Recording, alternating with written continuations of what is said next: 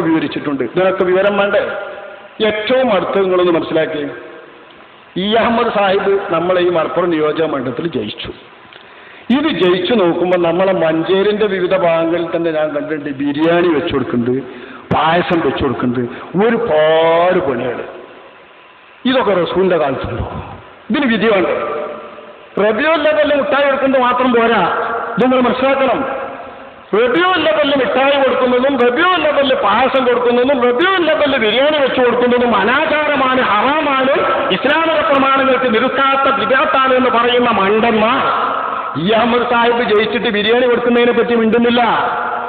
E Ahmed Sahib ജയിച്ചതിന് പായസം കൊടുക്കുന്നതിനെ പറ്റി മിണ്ടുന്നില്ല. എന്താ മിണ്ടാത്തത്? അപ്പം പറയും അത് നമ്മളെ ദീനീ കാര്യമല്ല, ദീനീ കാര്യമല്ല. നമ്മളെ ഈ ദീനീ കാര്യത്തിൽ ഉണ്ടാക്കുക. അതുപോലെ മാ ലൈസ മിൻഹു എന്ന് കൂടി ഉണ്ട്, അവിടെയും കൂടി ശ്രദ്ധിക്കണം. മാ ലൈസ മിൻഹു, ദീനിന്റെ പ്രമാണങ്ങൾ കൊണ്ട് സ്ഥിരപ്പെടുന്നതല്ലാത്ത കാര്യം ഉണ്ടാക്കുക. ദീനീ കാര്യം തന്നെയാ ദാനം. ഇ അഹമ്മദ് സാഹിബ് ജയിച്ചിട്ട് സന്തോഷം തോന്നുന്ന ആളുകൾക്ക് ഏറ്റവും നല്ല ശുക്രിന്റെ പണി തന്നെയാണ് സാധുക്കൾക്ക് ഭക്ഷണം കൊടുക്കൽ. ഇത്ര നല്ല പണിയില്ല. ഇത് നമ്മൾ സുന്നേക്ക് ശരിക്കും പറയാം. എന്താ കാരണം? അവർക്കിഷ്ടപ്പെട്ട ഒരു സ്ഥാനാർത്ഥി ജയിച്ചപ്പോൾ പടച്ചോനെ ഞങ്ങളെ സ്ഥാനാർത്ഥി ജയിച്ചല്ലോ എന്നൊരു സന്തോഷം രേഖപ്പെടുത്താൻ ബിരിയാണി കൊടുക്കുക, പായസം വെച്ച് കൊടുക്കുക എന്നുള്ള പണിയാണെങ്കിൽ ഏറ്റവും നല്ല പ്രതിഫലാർഹമായ നല്ല പുണ്യകർമ്മമാകുന്നു അത്. പക്ഷേ സുന്നത്താട്ടോ വിദ്യാക്കുക, സുന്നത്തെ ആൾക്കാരോടൊപ്പം വിദ്യാക്കുക നബിന്റെ കാലത്തില്ല. അപ്പൊ ഞാൻ പറയുന്നത് നമ്മുടെ കാലത്ത് സാന്ദർഭികമായി വരുന്ന കർമ്മങ്ങൾക്കടക്കം വിധി വേണം ശരീഅത്തില്. ശരീഅത്തിൽ ഈ വിധികളില്ലെങ്കിൽ ശരീഅത്ത് സമ്പൂർണ്ണമല്ല, ശരീഅത്ത് കുറ്റമറ്റതല്ല. ഉസൂലും ഫുറൂഉം ക്രമമായി വിവരിക്കപ്പെട്ടിരിക്കുന്ന നമ്മുടെ ശരീഅത്തിൽ ഫുറൂഉ തീരൂല. ഫുറൂഉ ഖിയാമത്ത് നാൾ വരെ ഉണ്ടായിക്കൊണ്ടിരിക്കും. ശാഖാപരമായി മനുഷ്യന്മാർ ചെയ്യുന്ന സകല പ്രവർത്തനങ്ങൾക്കും, മനുഷ്യന്മാർ കാലാകാലങ്ങളിൽ ഉണ്ടാക്കുന്ന സകല ആചാരങ്ങൾക്കും എല്ലാ അർത്ഥത്തിലും പ്രമാണങ്ങൾ കൊണ്ട് വിധി കണ്ടെത്തണം. ഇത് കണ്ടെത്തുന്നവരാണ് കർമ്മശാസ്ത്ര പണ്ഡിതന്മാർ. അവർ നമ്മൾ ചെയ്യുന്ന സദാചാര കർമ്മങ്ങൾക്ക് പുണ്യകർമ്മമെന്ന് വിധി എഴുതുന്നതേ നമ്മൾ ചെയ്യാറുള്ളൂ. മൗലൂദ് അതിൽപ്പെട്ടതാണ്. നമ്മൾ ചെയ്യുന്ന പുണ്യകർമ്മങ്ങളൊക്കെ അതിൽപ്പെട്ടതാണ്. റബീഉൽ അവ്വൽ കാലത്ത് ചെയ്തതും ഇതാണ്.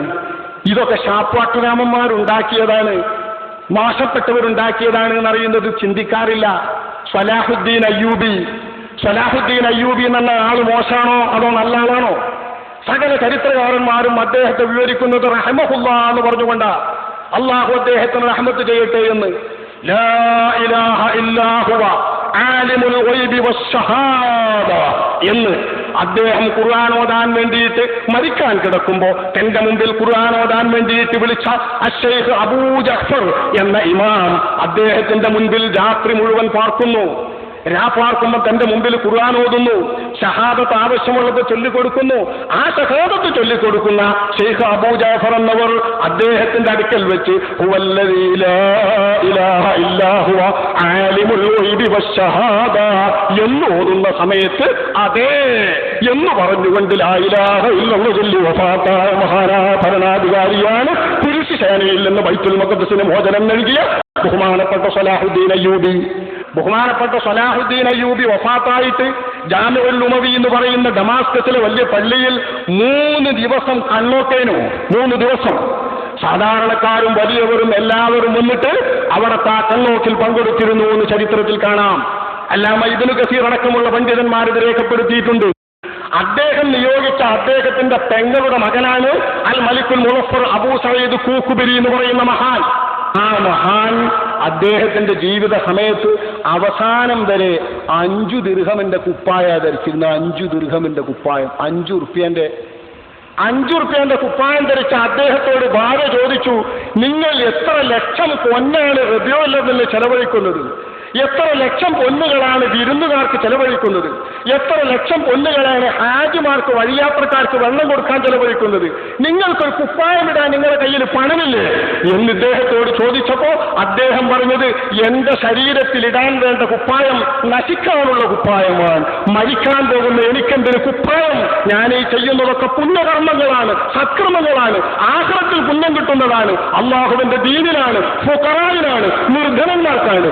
എനിക്ക് നിസ്കരിക്കാൻ ഞാൻ പണം ചെലവഴിക്കൂല എന്ന് പറഞ്ഞ് 5 റുപ്യന്റെ കുപ്പായമിട്ട് അതുകൊണ്ട് തന്നെ മരിച്ച മഹാന ബഹുമാനപ്പെട്ട അബൂ സഈദ് കൂക്കുബിരി എന്ന് പറയുന്ന മഹാൻ. അദ്ദേഹമാണ് 1,80,000 പൊന്ന് കൊല്ലം റബീഉൽ അവ്വൽ മൗലിദ് കഴിക്കാൻ ചെലവഴിക്കുക. ആ ഭക്തരായ അദ്ദേഹത്തിന്റെ കാലത്തുണ്ടാക്കപ്പെട്ട മൗലിദും ആഘോഷവും അന്നത്തെ ദാനധർമ്മങ്ങളും നന്നെന്ന് പറഞ്ഞ പണ്ഡിതന്മാര് തീറ്റ ഹാപ്പാത്തിരാമന്മാർ, തീറ്റക്കൊതിയന്മാർ എന്നൊക്കെ പറയാൻ നിങ്ങൾക്ക് നാണമില്ലേ? ചരിത്രം വായിക്കുന്ന വിദ്യാർത്ഥികളെയൊക്കെ പഠിക്കൂലേ? അതുകൊണ്ട് എൻ്റെ പ്രിയപ്പെട്ടവരെ വളരെ ശ്രദ്ധിക്കുക. നമ്മൾ ചെയ്യുന്ന കർമ്മങ്ങൾ പുണ്യ ഇമാമുകളും നമ്മുടെ ഗ്രന്ഥങ്ങളും നബിതങ്ങളുടെ ഹദീസിനെയും പ്രമാണങ്ങളെയും ലക്ഷ്യം വെച്ചുകൊണ്ട് സുന്നത്താണെന്നും പുണ്യമാണെന്നും കൽപ്പിച്ചിട്ടുള്ള ബിദ്അത്തുകളാണ്. അത്തരം ബിദ്അത്തുകൾ അനിസ്ലാമികമല്ല. പ്രമാണങ്ങൾക്ക് വിരുദ്ധമായ ബിദ്അത്തുകൾ അനിസ്ലാമികം. പ്രമാണങ്ങളോട് യോജിക്കുന്ന ബിദ്അത്തുകൾ ആ പ്രമാണങ്ങളുടെ തേറ്റപ്രകാരം ഇസ്ലാമികം. വാജിബാണെങ്കിൽ വാജിബ്, സുന്നത്താണെങ്കിൽ സുന്നത്ത്, അനുവദനീയമെങ്കിൽ അനുവദനീയം. മക്റൂഹത്തും മുഹറമത്തുമായ ഹറാം ബിദ്അത്തുകളെ അനിസ്ലാമികമാകൂ. അത്തരം ബിദ്അത്തുകളാണ് വിശ്വാസത്തിലുള്ള മുഴുവൻ ബിദ്അത്തുകളും. അതുകൊണ്ട് പരമ്പരാഗതമായ മുസ്ലിം വിശ്വാസത്തിന് വിരുദ്ധമായി ഉണ്ടാക്കപ്പെടുന്ന മുഴുവൻ ബിദ്അത്തുകളും വിശ്വാസപരമായ ബിദ്അത്തുകൾ എന്നതിൽ ഉൾക്കൊള്ളും. ആ വിശ്വാസപരമായ ബിദ്അത്തുകൾ തീർത്തും അനിസ്ലാമികമാണ്. ഈ വസ്തുത ബിദ്അത്ത് സംബന്ധിച്ച് വസ്തുനിഷ്ഠമായി മനസ്സിലാക്കി വേണം ബിദ്അത്ത് അനാചാരം എന്ന് നാഴികക്ക് 40 വട്ടം ജൽപ്പിക്കുന്നവരുടെ പ്രസംഗങ്ങളും അവരുടെ